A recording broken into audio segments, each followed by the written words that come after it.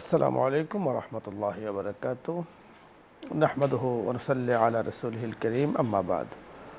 قال الله عز وجل: أعوذ بالله من الشيطان الرجيم. بسم الله الرحمن الرحيم. بئس الاسم الفسوق بعد الإيمان ومن لم يتب فأولئك هم الفاسقون.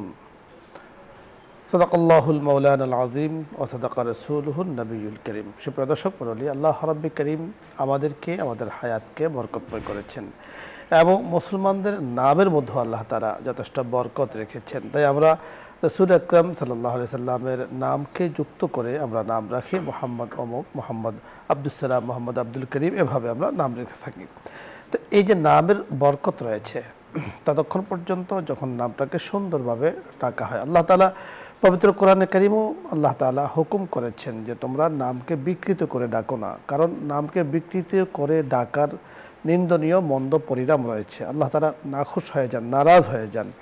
আল্লাহ রাব্বি করিম আমাদেরকে কথাগুলো বোঝার তৌফিক দান করেন। আলোচ্য বিষয় নিয়ে আজকে বিস্তারিত আলোচনা করবেন শায়েখ মুফতি মাহমুদ জাকির, বিশিষ্ট মুহাদ্দিস, ইসলামিক চিন্তাবিদ, সিনিয়র মুহাদ্দিস, জামিয়া কাসিম নানুতুবি রহমতুল্লাহ আলাই, রামপুরা, ঢাকা।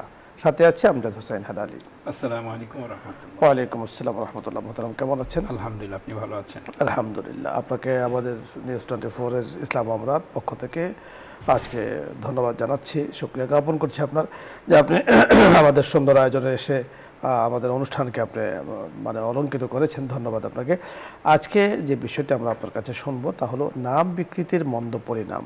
অনেক সময় আমরা দেখি মূল যে কি নাম সেটা খুঁজে পাওয়া যায় না, বিকৃতি এমনভাবে করেছে যে আসল তার কি নাম খুঁজে পাওয়াতে জিজ্ঞেস করতে হয় যে আসলে তার নামটা কি পুরোটা।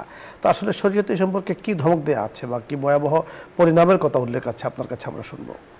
আহমদ নসল্লি আলা রসুলিল করিম, আম্মাবাদ।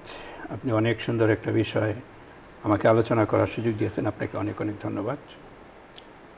আসলে যে বিষয়টা আলোচনার জন্য বলেছেন খুবই গুরুত্বপূর্ণ একটা বিষয়, যে আজ সমাজে মানুষ একজন আরেকজনকে ছোট করার বিভিন্ন পন্থা অবলম্বন করে থাকে। ছোট না করলে মনে পেটের ভাত হজম হয় না, এরকম একটা পরিস্থিতি।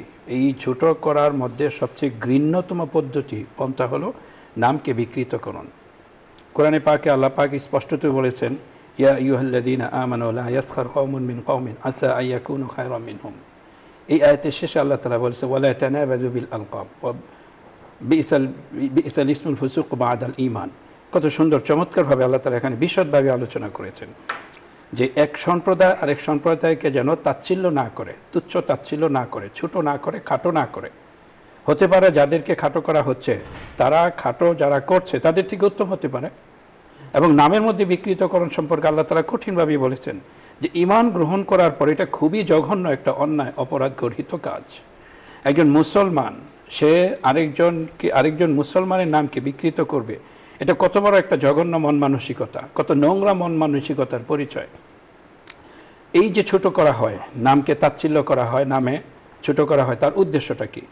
উদ্দেশ্য হলো যে তাকে সমাজে ছোট করা, খাটো করা, এবং যেই ব্যক্তি করতেছে খাটোটা সে নিজেকে বোঝাতে চাচ্ছে যে সমাজে তার অবস্থান ভালো, সে তার থেকে বেশি সম্মানের উপযুক্ত, এবং ওই ব্যক্তিকে সে নাজেহাল করতেছে সমাজের মধ্যে। আর আজকে শুধু মানে একটা সময় ছিল যে নিজেরা খাটো করত, পরিবারের মধ্যে সীমাবদ্ধ থাকতো, সর্বোচ্চ মহল্লা সমাজের মধ্যে সীমাবদ্ধ থাকতো, বা চায়ের স্টলে চার কাপে চুমুক দিত আর গর্হিত কথা বলতো, অন্যকে তাচ্ছিল্য করত, এর ভেতরে সীমাবদ্ধ ছিল। আর এখন বর্তমান যুগে ফোন, স্মার্টফোন এবং যোগাযোগ ব্যবস্থা, সোশ্যাল মিডিয়া এত উন্নত হবার সুবাদে দেখা যায় যে একেবারে সারা দেশব্যাপী এই তাচ্ছিল্যতাকে ছড়িয়ে দিতে পারে। কাউকে পছন্দ হচ্ছে না, তার নামকে সাথে সাথে বিকৃত করে ফেলছে। একজন মাওলানা, একজন মুহাদ্দিস, ভালো একটা নাম, এইটাকে সে এমনভাবে তাচ্ছিল্য করতেছে যে নামটা ছিল খুব সুন্দর, কত সুন্দর একটা অর্থবহুল নাম, এটাকে সে একেবারে তাচ্ছিল্য ছুড়ে একেবারে জঘন্য অবস্থায় নিয়ে গেছে। এই যে একটা নোংরা মন মানসিকতার পরিচয়, এ ব্যাপারেই আল্লাহ তাআলা বলেছেন যে এটা খুবই খারাপ। ঈমান গ্রহণ করার পর এই কাজটা খুবই গর্হিত। আসলে দেখা যায় নামটাই খুঁজে পাওয়া যাচ্ছে না, তার কি নাম এমনভাবে বিকৃত করা হয় যে আসল নাম কি চমৎকার বলছিলেন। দর্শক মণ্ডলী, নামকে যারা বিকৃত করে ডাকে কাউকে অপমান করার জন্য, অপদস্থ করার জন্য, তো সে অন্যের নামকে বিকৃত করে ডেকেছে অথবা বিকৃত করেছে, আল্লাহ রাব্বুল কারীম তাকে বলছেন আমাল্লাম ইয়াতুব ফাউলাইকা হুমুজ জালিমুন। এই কাজটি অত্যন্ত নিন্দনীয়, অত্যন্ত ক্ষতিকর এবং গুনার একটি কাজ। সে যদি এই কাজ থেকে বিরত না থাকে তা আল্লাহ তাআলা তাকে বলেছেন ফাউলাইকা হুমুজ জালিমুন, এরা হলো জালিম। ফাউলাইকা হুমুল ফাসিকুন, এরা হলো ফাসিক। ফাসিক হয়ে যাচ্ছে, সে জালিম হয়ে যাচ্ছে, আল্লাহ কিন্তু তার নাম দিয়ে দিচ্ছে সে জালিম। তাহলে অপরের নাম বিকৃত করে ডাকার কারণে, তাকে অপমানিত করার কারণে, তাকে লাঞ্ছিত করার কারণে, অবদস্থ করার কারণে আল্লাহ তাআলা কোরআনে কারিমে তার পরিচয় দিয়েছেন যারা এই কাজগুলো করে তারা জালেম। জুলুম এ সম্পর্কে আমরা আমাদের অনুষ্ঠানে বহুবার আলোচনা করেছি, আলোচনা হয়েছে। জুলুম আল্লাহ তাআলা ক্ষমা করেন না যদি তওবা না করে। এজন্য আল্লাহ রাব্বুল কারীম আমাদেরকে এই ধরনের গুনাহ থেকে হেফাজত করুন, এবং এই গুনাহগুলো ছোট গুনাহ নয়। কারণ ইন্না শিরকা লা যুলমুন আযীম, শিরিক অনেক বড় গুনাহ। আল্লাহ পাক যে কাজটাকে নিষেধ করেছেন সে কাজটাকে করা এটাও কিন্তু অনেক বড় গুনাহ। আল্লাহ তাআলা বলেছেন একে অপরকে খারাপ উপাধিতে ডেকো না, একে অপরকে অপমানিত করো না, নামকে বিকৃত করে ডেকো না। বিসাল ইসমুল ফুসুক বাদাল ঈমান, ঈমানের পরে সে ফাসিক হয়ে যাচ্ছে এই ধরনের কাজ করার কারণে, এবং সে জালেমের অন্তর্ভুক্ত হয়ে যাচ্ছে। আল্লাহ তাআলা আমাদেরকে কথাগুলো বোঝার তৌফিক দান করুন। আমরা গুনার যে বিষয়গুলো বুঝি, অনেক সময় এই বিষয়গুলো আলোচনা না থাকার কারণে, ব্যাপকভাবে আমাদের কাছে এই বিষয়গুলো আলোচনা না হওয়ার কারণে আমরা এগুলোকে গুনার কাজে মনে করি না। হাসির ছলে, কৌতুকের ছলে অথবা কাউকে অপমান করার ছলে আমরা কিন্তু নামকে বিকৃত করে ডাকতে থাকি, অনেক সময় আমরা চিন্তাও করি না। আল্লাহ তাআলা আমাদেরকে বোঝার তৌফিক দান করুন। দর্শক মণ্ডলী, এই আলোচ্য বিষয় নিয়ে যদি আপনাদের কোনো প্রশ্ন থাকে, জানার থাকে, আপনি প্রশ্ন করতে পারেন, অথবা কোনো মাস্টার জানার প্রয়োজন হয় আপনি প্রশ্ন করুন, আমরা চেষ্টা করব কথা বলার জন্য। প্রথমে যিনি আছেন, আসসালামু আলাইকুম ওয়া রাহমাতুল্লাহ। দর্শক নাম বলে পরিচয় দিয়ে প্রশ্ন করুন। ওয়ালাইকুম সালাম। ওয়ালাইকুম সালাম। হুজুর, জি বলুন, প্রশ্ন করুন। টিভির ভলিউম কমিয়ে প্রশ্ন করুন। বসে নামাজ পড়ি, অনেকক্ষণ বসে থাকতে পারি না হুজুর। জি হুজুর, তাহাজ্জুদ নামাজ পড়ে, নামাজের পরে যে সময় থাকে, ফজরের আগে যে সময় থাকে, সুবহানাল্লাহ, আলহামদুলিল্লাহ, জিকির আজকার করা যাবে। ধন্যবাদ আপনাকে, আমরা বুঝতে পেরেছেন। জি জি, উনি চেয়ারে নামাজ পড়েন, বেশি সময় বসে থাকতে পারেন না, এই জন্য তাহাজ্জুদের পরে খাটে আবার ঘুমান। তো যতক্ষণ নামাজ চেয়ারে পড়তে পারেন স্বাভাবিকভাবে, যতক্ষণ বসে পড়তে পারেন ততক্ষণ পড়বেন। এটার জন্য যদি উনি বেশি সময় বসে না থাকতে পারেন তাহলে দাঁড়িয়ে দাঁড়িয়ে কেরাতগুলো পড়ার সময় দাঁড়িয়ে দাঁড়িয়ে পড়তে পারেন। রুকু সিজদার সময় বসে গেলেন, তাহলে একটানা বসে থাকা যে লাগবে তা হয় না, এটা সুন্দর হতে পারে। খাটে বসে আপনি ফজরের আগে জিকির আজকার করছেন, সুবহানাল্লাহ, আলহামদুলিল্লাহ, লা ইলাহা ইল্লাল্লাহ, সুবহানাল্লাহি ওয়া বিহামদিহি, সুবহানাল্লাহিল আযীম, এই জিকিরগুলো আপনি করতে পারেন, কোনো সমস্যা নেই। পরের দর্শক, আসসালামু আলাইকুম ওয়া রাহমাতুল্লাহ। ওয়া আলাইকুম আসসালাম ওয়া রাহমাতুল্লাহ।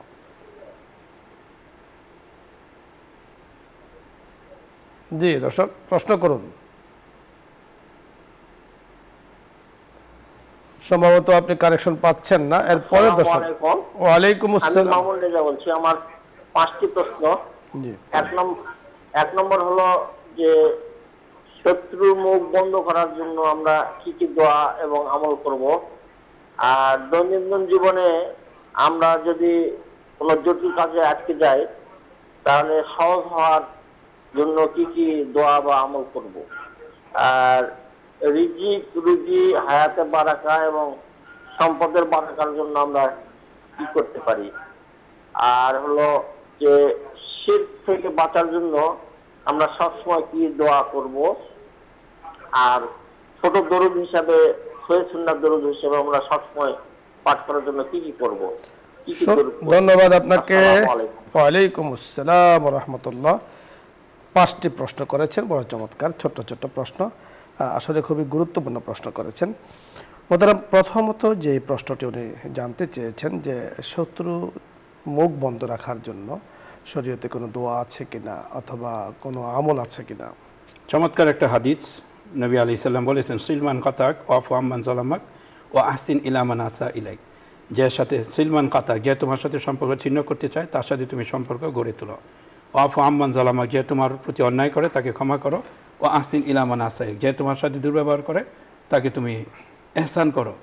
তো একজন মানুষ যখন খারাপ ব্যবহার করবে, খারাপ আচরণ করবে, প্রত্যুত্তর যদি সে এই খারাপ আচরণের মাধ্যমে দেয় তাহলে এটা এই আগুন নিভবে না, এটা বড় হবে। প্রত্যুত্তর দিতে হবে একেবারে শান্তভাবে এবং তার হেকমতের সাথে, তার সাথে সুন্দর আচরণ করতে হবে। আবু হানিফা রহিমাল্লাহর ঘটনা আপনিও জানেন যে এক ব্যক্তি গীবত করতো, আবু হানিফা রহিমাল্লাহ তার উত্তরে ফল পাঠাইতেন। একটা সময় লোকটা শুধরিয়ে গেছে এবং এসে মাপও চাইছে যে আমি এত বিরোধিতা করতেছি, গীবত করতেছি, উনি তো তার প্রত্যুত্তর আমাকে ভালো ভালো জিনিস দিচ্ছেন। এক সময় এসে মাপ চাইছে, শত্রু বশ মানবে, এটাই। সুন্দর বলেছেন আপনি শেখ সাইদুর রহমতুল্লাহ আলাইহি, ঠিক আপনার এই কথাটা কি বলেছেন যে কারো যদি তিক্ত কথা তুমি শুনতে না চাও, তোমার কাছে খারাপ লাগে, তাহলে শিরিন কুন, অর্থাৎ তার মুখটাকে তুমি মিষ্টি লাগিয়ে দাও, অর্থাৎ তার সাথে মিষ্টি কথা বলো। কারণ তিক্ত কথার দ্বারা কিন্তু দূর হয় না, ময়লার দ্বারা দূর হয় না, ময়লা দূর হয় কিন্তু পাক পবিত্র কথার দ্বারা। তার শত্রুতা যদি সে অন্যায়ভাবে করে থাকে, নিঃসন্দেহে আল্লাহ তাআলার কাছে আপনি তার হেদায়েতের জন্য দোয়া করুন। এবং একটি দোয়া আছে, আল্লাহুম্মা ইন্না নাউযু বিকা মিনাল হাম্মি ওয়াল হুজনি ওয়া আউযু বিকা মিনাল আজিজি ওয়াল কাসলি ওয়া আউযু বিকা মিন গালাবাতিদ দাইনি ওয়া কাহরির রিজাল। ওয়া কাহরুর রিজাল বলা হয়েছে। কাহরুর রিজাল মানে এ আল্লাহ, মানুষের শত্রুতা থেকে আপনি আমাকে হেফাজত করেন। এবং কোরআনে কারীমের মধ্যে সূরাতুন নাস আল্লাহ তাআলা বলেছেন, কুল আউযু বিরাব্বিন নাস মালিকিন নাস ইলাহিন নাস মিন শাররিল ওয়াসওয়াসিল খান্নাস আল্লাযী ইউওয়াসওয়িসু ফি সুদুরিন নাস মিনাল জিন্নাতি ওয়ান নাস। অর্থাৎ হিংসুক থেকে, সকল মানুষ থেকে, হাসিদিন থেকে, মানুষের অনিষ্টতা থেকে আল্লাহ আপনি আমাকে হেফাজত করেন। তাহলে আপনি কুল আউযু বিরাব্বিল ফালাক, কুল আউযু বিরাব্বিন নাস মুআওযাযাতাইন বলা হয়, এগুলোর আমল আপনি সকাল সন্ধ্যা করতে পারেন। আরেকটি প্রশ্ন করেছেন, দৈনন্দিন জীবনে আমরা কি আমল করতে পারি, নেক আমল, যেগুলোর দ্বারা আমাদের আমলের পাল্লা ভারী হবে, নেকির পাল্লা ভারী হবে? হ্যাঁ, দৈনন্দিন আমলের মধ্যে তো প্রথম হলো যে আমার গুরুত্ব হলো ফরজের উপর। ফরজ যেই কাজগুলো আছে দৈনিক, এইগুলি আমাকে ঠিকঠাক মতো করতে হবে। তারপরে ওয়াজিবাত যেগুলো আছে সেগুলোর উপর আমল করতে হবে। সুন্নাতে মুআক্কাদা এগুলো হলো কম্পালসারি, করতেই হবে। এরপরে অতিরিক্ত কাজগুলোর মধ্যে নফল ইবাদত করা যেতে পারে, নফল নামাজ, নফল রোজা। নবী সাল্লাল্লাহু আলাইহি ওয়াসাল্লাম এক সাহাবীকে যখন সাহাবী জিজ্ঞেস করেছেন আমার অনেক সময় বেঁচে যায় কী করবো, বলছেন দরুদ পড়ো। যে আরও সময় বেঁচে যায় কী করবো, দরুদ পড়ো। কয়েকবার পর্যন্ত বলেছেন, অর্থাৎ যে বাকি সময় পুরোটাই তুমি দরুদ পড়বে। এটা চমৎকার একটা আমল। এবং রাসূল বুখারী শরীফের যে শেষে হাদিস ইমাম বুখারী রাহমাতুল্লাহ আলাইহি উল্লেখ করেছেন, কালিমাতানে হাবিবাতানে, দুটো কালিমা এমন আছে যেগুলো আল্লাহ তাআলার কাছে খুব প্রিয়। সাকিলাতানে ফিল মিজান, মিজানের পাল্লা এগুলো অনেক ভারী। খাফিফাতানে ফিল লিসান, জবানে উচ্চারণে একেবারে হালকা। সুবহানাল্লাহি ওয়া বিহামদিহি সুবহানাল্লাহিল আযীম, দরুদ পড়বেন এবং রাসূলের শিখানো এই বরকতময় আমল আপনি নিয়মিত আদায় করবেন। আরেকটি প্রশ্ন আপনি করেছেন, রিজিক বাড়ানোর কি আমল আছে? রিজিক বা হায়াত বাড়ানোর কি আমল? হায়াত বাড়ানো, আসলে হায়াত তো আল্লাহ তাআলা প্রত্যেকের জন্য একটা হায়াত দিয়ে দেন, এই হায়াতের বেশি হবে না। বাকি তারপরেও কিছু হাদিসের মধ্যে থাকে যদি এই আমল করে, এই আমল করে হায়াত বাড়বে, নেক আমলের দ্বারা হায়াত বৃদ্ধি পায়, হাদিসের মধ্যে আছে। তো বৃদ্ধি পাওয়ার মধ্যে বরকত। হায়াত দ্বারা আমি কি করব, এই জিন্দেগিতে আমি যা করার ভালো আমল করে আখিরাতের পুঁজি অবলম্বন করবো, এটাই তো। অল্প সময়ের মধ্যে অনেক কিছু করা যাবে, এই হলো বরকতের হায়াত, এটা আমলের দ্বারা। এবং আমরা হযরতে হাসান বসরি রহমতুল্লাহ আলাইহির একটি ঘটনা যদি আমরা বলি, আপনি দর্শক শুনতে পাবেন। ওনার কাছে এক লোক এসেছে, ঠিক এই প্রশ্ন করেছেন যে আমার রিজিক খুব কম, কি আমল করতে পারি? উনি বলেছেন ইস্তেগফার পড়ো। আরেকজন বলেছেন আমি বিপদে পড়েছি, কি আমল করতে পারি? উনি বলেছেন ইস্তেগফার পড়ো। আরেকজন বলেছেন যে আমার সন্তান কথা শোনে না, আমি কি আমল করতে পারি? উনি বলেছেন ইস্তেগফার পড়ো। তো আরেকজনে বলতেন আপনি যেই আসে তাকে একই ট্রিটমেন্ট দিচ্ছেন, একই ওষুধ দিচ্ছেন, কারণটা কি? উনি বলেছেন এই ওষুধটা আমি দিই, আল্লাহ তাআলা দিয়েছেন। তুমি ফাস্তাগফিরু রাব্বাকুম, আল্লাহ তাআলার কাছে ক্ষমা চাও, আল্লাহ তাআলা তোমাকে ক্ষমা করে দিবেন।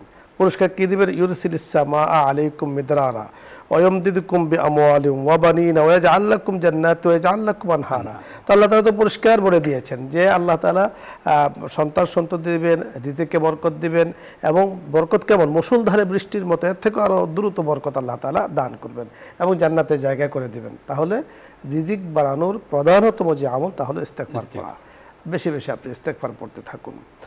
সুদ থেকে বাঁচার উপায় কি? উনি বলেছেন যে আমরা সুদ থেকে বাঁচতে চাই, জানতে চাচ্ছেন। সুদ থেকে বাঁচার তো সুদ খাবে না, সুদ গ্রহণ করবে না, এটা তো স্পষ্ট, তো নিজের এখতিয়ার। আমি সুদ গ্রহণ করব না, এখন যদি এরকম অবস্থা তৈরি হয় যে আমি সুদে টাকা নিলে আমার না নিলে চলতেছে না, তাহলে সেটা দেখতে হবে যে আপনার ঘরে চাল কেনার মতো টাকা নাই, আর সুদ ছাড়া দিচ্ছেও না। তো এই ক্ষেত্রে আপনাকে বাঁচিয়ে রাখতে হবে, আপাতত নেন, কিন্তু পরবর্তীতে আপনি আল্লাহর কাছে দোয়া বেশি বেশি করবেন যেন আল্লাহ তাআলা আপনাকে ইস্তিগনাই দান করেন, অমুখাপেক্ষিতা দান করেন, এই সুদ আর আপনার ক্ষেত্রে। দেখুন, আমাদের সমাজের পরিস্থিতি বা অবস্থা এরকম আছে যে একজন মানুষ যদি সুদ থেকে বেঁচে থাকতে চায় অথবা গুনাহ থেকে বেঁচে থাকতে চায়, তো আল্লাহ রাব্বুল কারীম তার জন্য অনেক রাস্তা খুলে দেন।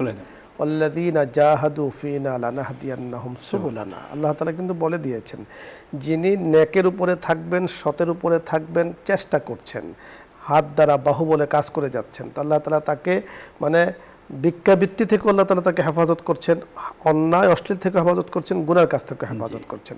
আল্লাহ তাআলা এরকম বহু রাস্তা কিন্তু আমাদের কাছে আছে। আপনি দেখুন, আমরা ইসলামের প্রথম জমানাত দেখেছি যাদের ঘরে কিছু ছিল না, মুসলিম, তারা কিন্তু কাঠ কাটার জন্য বন জঙ্গলে চলে যেত, সেখানে কাঠ কেটে তারা পরিবার চালাতো। এখন কিন্তু সে অবস্থাটা নেই, বহু কাজ রয়েছে। আমি হারাম থেকে বেঁচে থাকবো, আল্লাহ তাআলা আমাকে রাস্তা করে দিবেন। এখন সুদের বিষয়টা হয়ে গেছে এরকম যে 100 টাকা দিলেই তো মানে বিনা পরিশ্রম অনেক টাকা আসছে। এই আমি যদি চিন্তা করি যে এগুলোর থেকে আমি এমনভাবে যুক্ত হয়ে গেছি, এখন আমি বাঁচতে পারছি না, আমার যুক্ততা তো আগে সারেন্ডার করতে হবে, যে টাকাগুলো আমার কাছে আছে সেগুলো দিয়ে দিতে হবে। কারণ ময়লাকে রেখে পরিষ্কার করলে হবে না, ময়লাকে আগে দূর করতে হবে। এজন্য সুদকে না বলুন, সুদের প্রথাকে না বলুন। কারণ সুদ সম্পর্কে বলা হয়েছে যিনি লেনদেন করছেন, যিনি লিখছেন, যিনি সাপোর্ট করছেন, যিনি পরামর্শ দিচ্ছেন, সকলেই কিন্তু সমান গুনাহগার। এবং আল্লাহ তাআলা হারাম করেছেন, ও হারামার রিবা, পবিত্র কোরআনের পরিষ্কার ভাষা হারাম করেছেন, এর থেকে দূরে থাকতে হবে। কোনোভাবেই কোনো ছাত্র দিয়েই সুদের কাজে যুক্ত থাকার কোনো অবকাশ কিন্তু নেই। ছোট্ট দরুদ কি আছে উনি জানতে চাচ্ছেন। ছোট্ট দরুদ, আল্লাহুম্মা সাল্লি আলা মুহাম্মদ, আল্লাহুম্মা সাল্লি আলা মুহাম্মদ সাল্লাল্লাহু আলাইহি ওয়াসাল্লাম। জি মুহতারাম, বুঝতে পেরেছেন 5টি প্রশ্ন যিনি করেছেন। পরের দর্শক, জি আসসালামু আলাইকুম ওয়া রাহমাতুল্লাহ।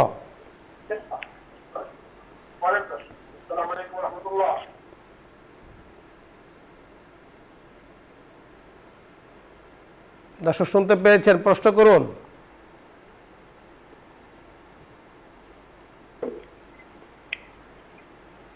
পরের দর্শক, আসসালামু আলাইকুম। হ্যাঁ হুজুর, আসসালামু আলাইকুম। ওয়ালাইকুম আসসালাম ওয়া রাহমাতুল্লাহ। ওয়ালাইকুম সালাম হুজুর। টিভির ভলিউম কমিয়ে প্রশ্ন করুন। আমি একটা প্রশ্ন করব। বলুন।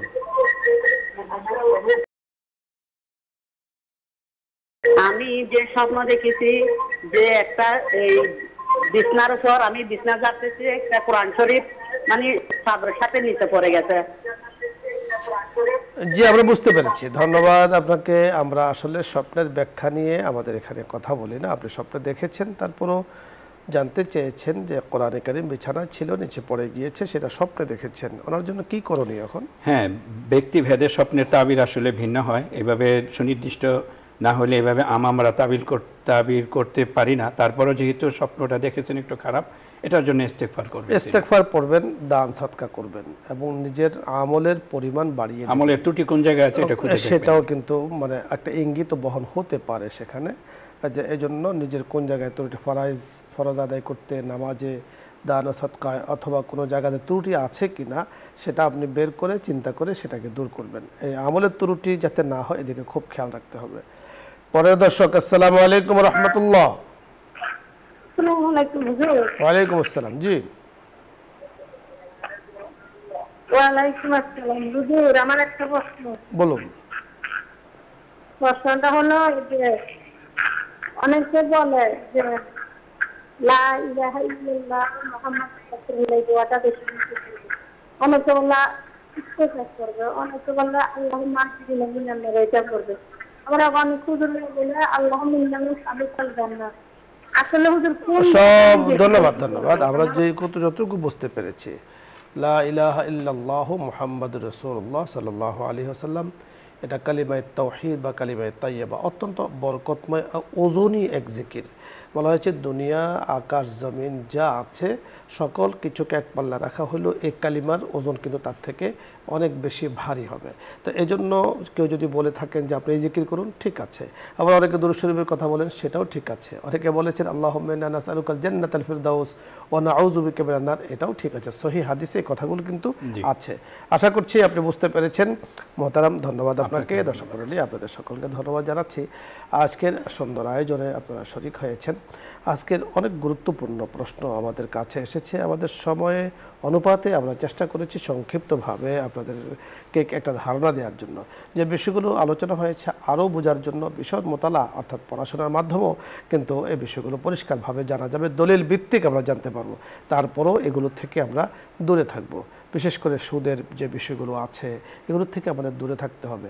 আমার আখলিস দীনাকা ইয়াকফিকাল আমালুল কালিল, রাসূল আকরাম সাল্লাল্লাহু আলাইহি সাল্লাম বলেছেন, তুমি তোমার দিনকে খাঁটি করো। ইয়াকফিকাল আমালুল কালিল, তোমার নাজাতের জন্য যথেষ্ট হয়ে যাবে যদি অল্প আমল হয়, আবার সেটা যদি ইখলাসের সাথে হয়। আল্লাহ রাব্বুল কারীম আমাদেরকে ইখলাসের সাথে আমল করার তৌফিক দান করেন, গুনাহমুক্ত জীবন দান করেন। সকলকে ধন্যবাদ জানিয়ে আগামী প্রোগ্রামের আমন্ত্রণ জানিয়ে আজকের মতো বিদায় নিচ্ছি। আসসালামু আলাইকুম ওয়া রাহমাতুল্লাহি ওয়া বারাকাতুহু। দোয়া হবে, দরুদ ইস্তিগফার পাঠ করি। আল্লাহুম্মা সাল্লি আলা سيدنا ونبينا وشفيعنا وحبيبنا ومولانا محمد صلى الله عليه وعلى آله وأصحابه وبارك وسلم. أستغفر الله ربي من كل ذنب وأتوب إليه. لا حول ولا قوة إلا بالله العلي العظيم. اللهم أنت السلام ومنك السلام، تباركت يا ذا الجلال والإكرام. اللهم اغفر لنا وتب علينا إنك أنت التواب الرحيم. ربنا لا تزغ قلوبنا بعد إذ هديتنا وهب لنا من لدنك رحمة إنك أنت الوهاب. اللهم أرنا الحق حقا وارزقنا اتباعه وأرنا الباطل باطلا وارزقنا اجتنابه. اللهم طهر قلوبنا من النفاق وأعيننا من الخيانة وألسنتنا من الكذب والغيبة والسباب. রব্বুল আলামিন আমার জিন্দেগীর সমস্ত গুনাহ খাতা মাফ করে দিন।